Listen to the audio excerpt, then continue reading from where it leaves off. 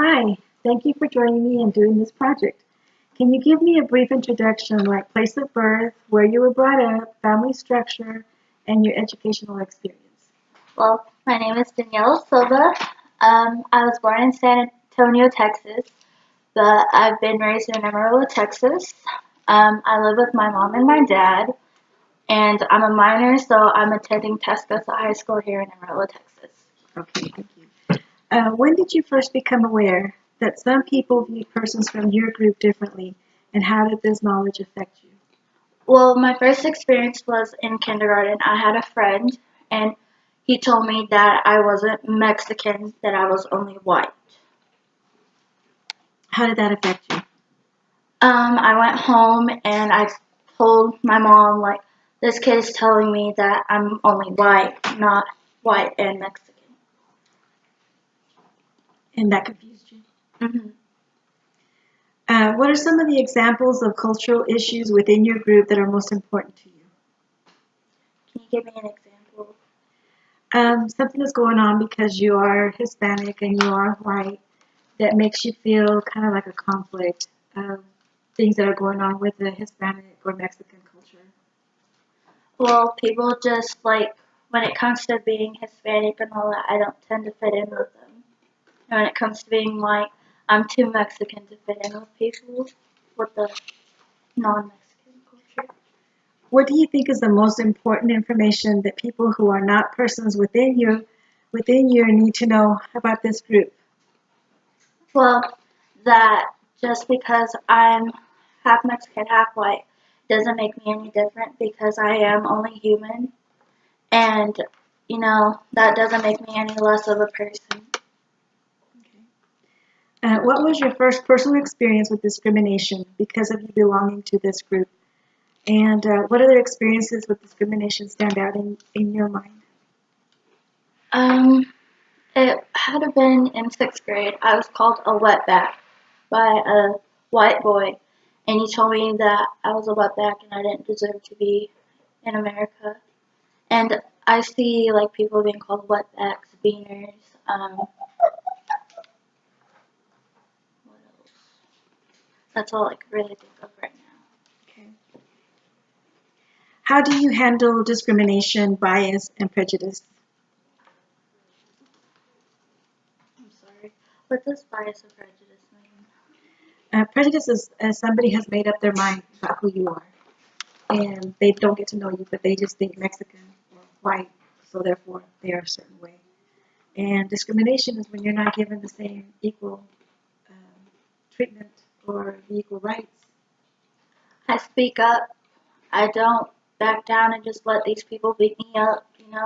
You gotta stick up for yourself and let these people know that I'm here for a reason. Wait, I have a purpose and I'm gonna do what I need to do to make that point across.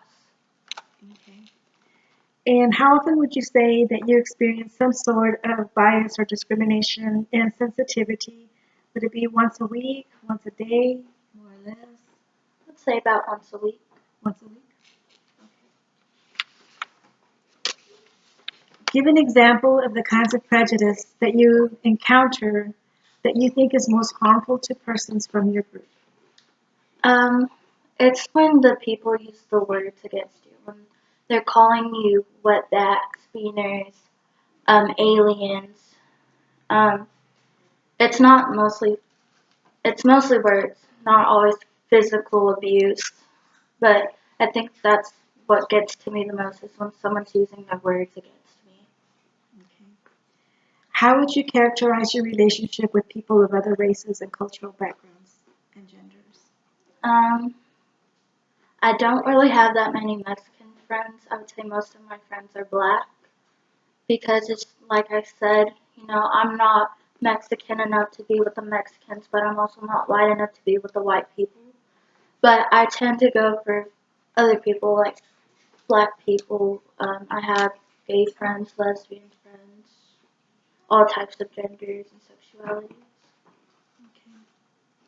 So most of your friends are personal friends that are from other races? How do you determine the amount of interaction you may have with those of other social, cultural, gender groups? Can you give me an example? Well, how much time do you think that you make yourself spend time with other people from other races and other genders? I'd say about 8 hours a day.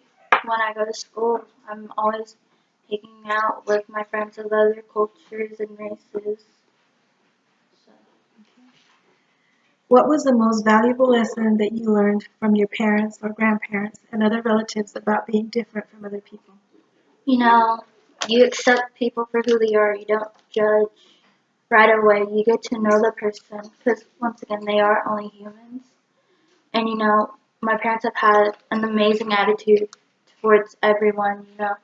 They let me know that it's okay to be a different race because, you're only one of a kind. And you have to accept that. So, you should accept yourself, but other people. What do you think are their attitudes about other groups? Your parents, your grandparents, other relatives? I would say it's very positive. They're very welcoming. They don't just jump to conclusions just because you're black or you're Mexican.